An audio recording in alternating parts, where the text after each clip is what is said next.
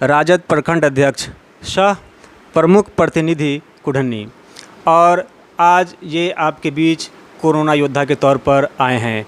और दरअसल जैसा कि आप जानते हैं कि मैं ऐसे लोगों को सम्मानित करते हुए आ रहा हूँ जो लोग कोरोना योद्धा हैं। हमारे हाथ में है मक्के के पत्ते से बना हुआ कटोरी, जो कि मैं कोरोना योद्धा को देता हूं।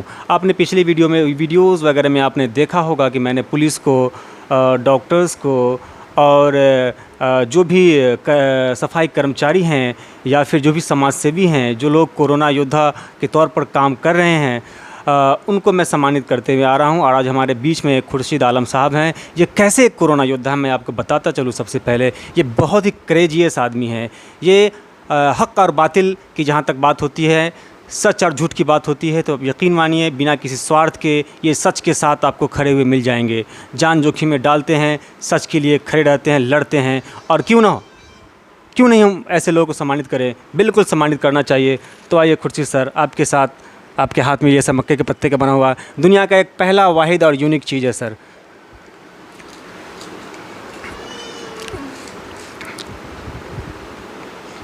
और सर मैं आपसे ये पूछना चाहता हूँ सर, कि सर आप अपने बारे में सर कुछ बताइए, कोई घटना वगैरह बताइए सर। किस तरह की परेशानी आपको आज के डेट में आ रही है कोरोना योद्धा के तौर पर? जब लोगों को समझाने के लिए आप जाते हैं तो लोगों का बर्ताव कैसा होता है? क्या आपको डर नहीं लगता? जैसे कि पूरे हिंदुस्तान ही नहीं, पूरी दुनिया में कोरोना महामारी फैली हुई है।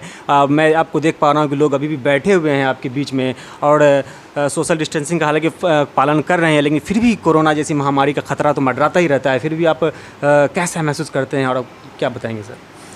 देखिए, कोरोना महामारी का जब से उजागर हुआ है, सब आदमी भयभीत है, हम भी भयभीत हैं। और ख़ास करके जब से लॉकडाउन लगा तो लॉकडाउन में लोग काफ़ी परेशान हैं और लॉकडाउन का पालन किया जा रहा है, सोशल डिस्टेंस का भी पालन किया जा रहा है। लेकिन यह जब से प्रवासी या जब से बाहर के मज़दूर जो बाहर ज़िले में या बाहर प्रदेश में काम कर रहे थे, वो लोग परेशान होकर घर लौट रहे हैं। तो इसमें ग्रीन जोन और रेड जोन, तो रेड जोन से जब लोग आते हैं तो काफ़ी भयभीत हो जाते हैं। गांव मोहल्ला के लोग, हम लोग भी भयभीत हो जाते हैं। तो क्वारंटाइन सेंटर ब्लॉक स्तर पर और पंचायत स्तर पर भी बनाया गया। लोग परेशान हैं और सरकार कह रही है कि मैं 5300 रुपया एक मज़दूर पर क्वारंटाइन सेंटर पर खर्च कर रहा हूं, लेकिन वो 5300 रुपये खर्च दिख नहीं रहा है। बल्कि जो अगर लोकल स्तर पर क्वारंटाइन सेंटर में थे, उनके घर से खाना मिला, उनको सारी सुविधा घर से मिला, ये पैसा कहाँ गया और लोगों के नाम पर पैसा का घोटाला किया गया। खास करके लोगों को परेशानी हुआ, जहाँ जहाँ जिनको भी परेशानी हुआ फ़ोन आया, हम लोग परेशानी के लिए उनको मदद किया, चाहे वो डॉक्टर से हो या क्वारंटाइन सेंटर पर हो या बाहर में फंसे हुए थे।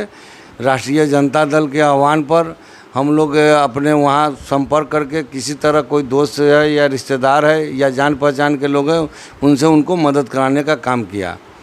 साथ ही अपने गांव मोहल्ले और अपने प्रखंड में लोगों को भी समझाने का काम किया कि भाई लॉकडाउन का पालन करें और ख़ास करके प्रशासन को भी मदद करें और सोशल डिस्टेंसिंग का ज़रूर पालन करें ख़ास करके।